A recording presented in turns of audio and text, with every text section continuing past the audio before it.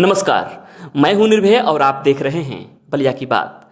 बलिया की बात की टीम आज डीएन आदर्श ज्ञान पीठिका स्कूल खेजुड़ी में है, जहां हमारे साथ हमसे बात करने के लिए इस विद्यालय के एमडी आर्यमान राज सिंह जी हैं। आर्यमान जी, सबसे पहले तो बलिया की बात में आपका बहुत बहुत स्वागत है। बिल्कुल, नमस्कार निर्भय जी।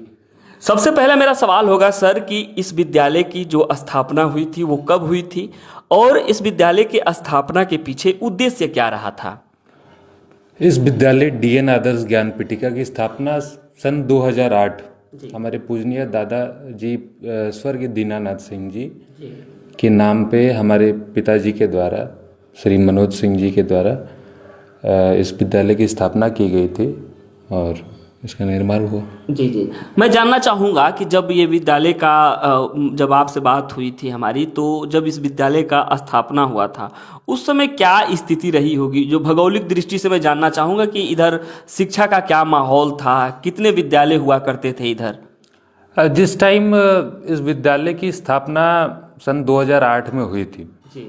तो शिक्षा की हमारे पिताजी का मेन संकल्प इस विद्यालय के डीएन आदर्श ज्ञान पीठिका का निर्माण के लिए था कि यहाँ जो भौगोलिक स्थिति ग्राम पंचायत में, हमारे यहाँ जो भी इस रेडियस में हो, ग्राम पंचायत के रेडियस में, इसमें काफ़ी शिक्षा का अभाव था। काफ़ी कम स्कूल थे या इंफ्रास्ट्रक्चर जिन स्कूल्स का अनडेवलप्ड था, इस टाइप के स्कूल्स थे। तो एक अच्छा इंफ्रास्ट्रक्चर और लगभग ये कैंपस हमारा 5 एकड़ का कैंपस है और इसमें सर ने और शिक्षा के व्यवस्था को आगे बढ़ाने के लिए इस कैंपस का निर्माण किया, डीएन आदर्श ज्ञान पीठिका। जी जी, अब मैं आपसे आगे जानना चाहूँगा कि ये जो मंथ चलता है, अप्रैल का महीना और मई का महीना, इसमें सभी विद्यालयों का एडमिशन ओपन रहता है, आपके विद्यालय में भी एडमिशन हो रहा है। वो कौन सी चीज़ है जो अदर विद्यालयों से आपके विद्यालय को अलग करती है, जिससे कोई भी अभिभावक इच्छुक हो कि हमारे बच्चे का एडमिशन डीएन आदर्श ज्ञान पीठिका में हो? सर, डीएन आदर्श ज्ञान पीठिका एक इंस्टीट्यूशन जो हमारा एक कैंपस है, ये मेनली इट इज़ मैं किसी स्कूल का ये नहीं कहूँगा, हर जगह शिक्षा का, हर जगह सरस्वती जी की कृपा है, सरस्वती का केंद्र होता है। लेकिन डीएन आदर्श ज्ञान पीठिका में अगर आप किसी बच्चे का दाखिला कराते हैं तो हम जैसे we do on work on a morality way. पहले हम बच्चे को शिक्षा के साथ मोरल एजुकेशन, डिसिप्लिन, ऑनेस्टी, तमाम ऐसे स्टूडेंट फैक्टर्स हैं और मेरे यहाँ जो भी फैकल्टीज़ काम कर रही हैं, दे आर वेल एक्सपीरियंस्ड और इंफ्रास्ट्रक्चर के मामले में आप देख ही रहे हैं।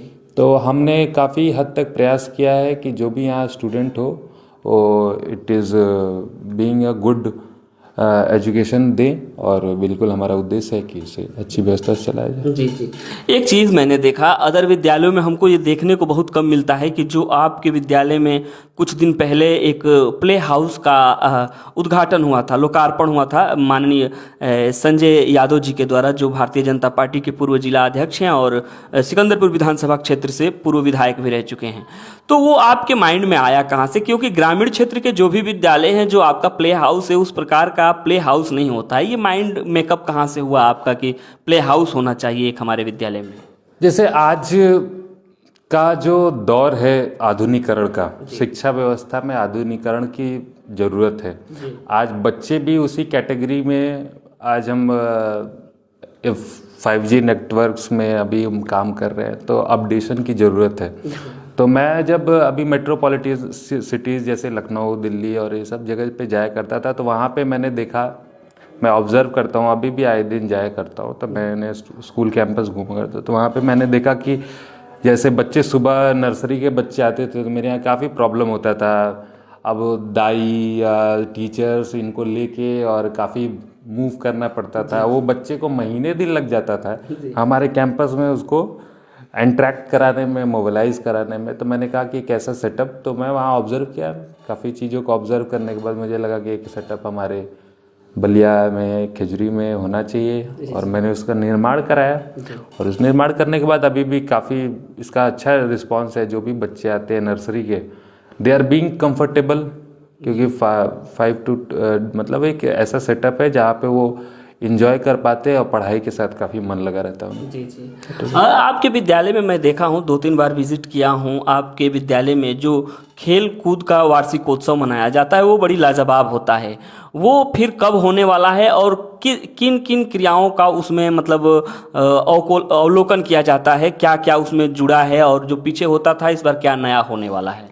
ये एनुअल स्पोर्ट्स जिसमें आपने पहले भी बात किया था, तो एनुअल स्पोर्ट्स हमारे यहाँ जो कैंपस में हुआ करता है ये करीबन 2 साल से हो रहा है। तो इसे ये मेरी एक पूरी टीम है, मेरे यहाँ फैकल्टीज़ जो है दे आर वेल एक्सपीरियंस, जो भी स्पोर्ट्स इंचार्ज हैं उन्होंने एनसीसी का जो 3rd ग्रेड या जो भी क्रेडिटेशन उसे किया हुआ है जी। और पूरी इसकी टीम है और काफ़ी मतलब पार्ट ऑफ वर्क जो भी सबऑर्डिनेट इंचार्ज हैं उसको करते हैं। और ये दैट इज़ ये हमारा ठंडे विंटर वेकेशन के टाइम हम लोग इसको मोबिलाइज कराते हैं। इसका मेन उद्देश्य हमारा एनुअल स्पोर्ट्स या जो भी को करिकुलर एक्टिविटीज़ है आज के डेट में, तो उसको कराने का मेन उद्देश्य होता है स्टूडेंट के अंदर पर्सनालिटी डेवलपमेंट। हमारे रूरल एरियाज़ के बच्चों के साथ जैसे मेन प्रॉब्लम ये आता है कि he is getting a personality development, talking language, या तो इसके लिए हम एनुअल स्पोर्ट्स ही नहीं, प्रतिदिन मेरे यहाँ आप मॉर्निंग असेंबली में आएंगे तो इंग्लिश न्यूज़ मतलब हिंदी न्यूज़ जो हमारे यहाँ न्यूज़पेपर आती है उसको बच्चे राइट करके फिर उसको न्यूज़ तैयार करके प्रेयर में प्रेजेंट करते हैं। फिर आप मॉर्निंग में थॉट ऑफ द डे, और जैसे आज क्लास 8 का टर्न है तो there should be the turn of class 7। तो हर बच्चे को हम मौका देते हैं प्रेयर प्लेस पे, और इसका मेन रोल मैप होता है पर्सनालिटी डेवलपमेंट और बच्चे के अंदर कैसे को करिकुलर एक्टिविटीज़ डेवलप हों। जी। अब आपसे आखिरी सवाल हम जानना चाहेंगे सर कि किसी भी बच्चे को पढ़ाने में विद्यालय के साथ साथ अभिभावक का भी बहुत बड़ा रोल होता है। किस प्रकार का सहयोग मिलता है आप लोगों को इस ग्रामीण क्षेत्र के अभिभावकों का? ग्रामीण एरिया में अभिभावक के साथ काफ़ी अच्छा है, कोई दिक्कत नहीं है, लेकिन मैं अभिभावकों से यही अनुरोध करूँगा कि जो भी हमारे यहाँ पेरेंट्स आप अध्ययन कर रहे हैं या जो भी हमारे यहाँ बच्चा अगर आप असेसमेंट में है तो प्रतिदिन उसकी स्कूल डायरी, हमने तो अभी हर क्लासेस का व्हाट्सएप ग्रुप तक बना दिया है ताकि, और प्रतिदिन हम अपडेट करा रहे हैं होमवर्क्स को ताकि पेरेंट्स को भी जानकारी हो। तो हम इतना ध्यान देते हैं अभी इन सारी चीज़ों पे। उसके बाद पेरेंट साइन का एक ऑप्शन होता है स्कूल डायरी में, तो उसे रेगुलर चेक करें।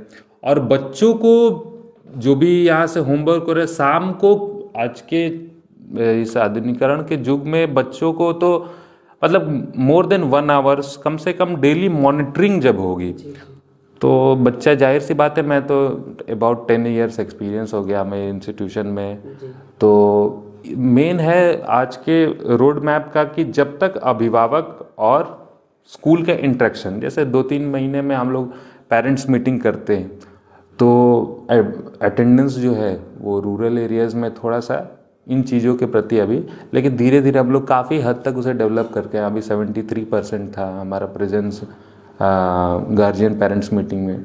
तो ऐसा नहीं है, आप पुराने मतलब आज से कुछ समय पहले ये प्रॉब्लम आया करती थी, तो उस टाइम में ये रेशियो 40 या 30% था, लेकिन अभी जो है जो भी हो, गवर्नमेंट का गाइडलाइन हो या जो भी हो, हम लोग का असर हो, काफ़ी हम लोगों ने मेहनत किया, यहाँ से फ़ोन कॉल किया, सब नहीं, पेरेंट्स का इंटरेक्शन मिल रहा है और जो भी सुख सुविधाएं हैं वो बच्चे को समय पे मुहैया कराई जाए तो हर बच्चा अच्छा निकलेगा। अभी हमारे कुछ स्टूडेंट्स बिहार में टीचर्स हुए, पुलिस डिपार्टमेंट में है, तो DN आदर्श ज्ञानपीठ का इस शिक्षा के क्षेत्र में अभी हर पैमाने पर अच्छा काम कर रहे हैं। जी, बहुत बहुत धन्यवाद आर्यमान जी आपका, आपने अपने कीमती समयों में से समय निकालकर बलिया की बात को दिए, इसके लिए आपका बहुत बहुत धन्यवाद। और बलिया की बात काफ़ी अच्छा न्यूज़ चैनल है, तो इसे जो भी चीज़ें हो उसे सब्सक्राइब और जो लाइक करें। Thank you.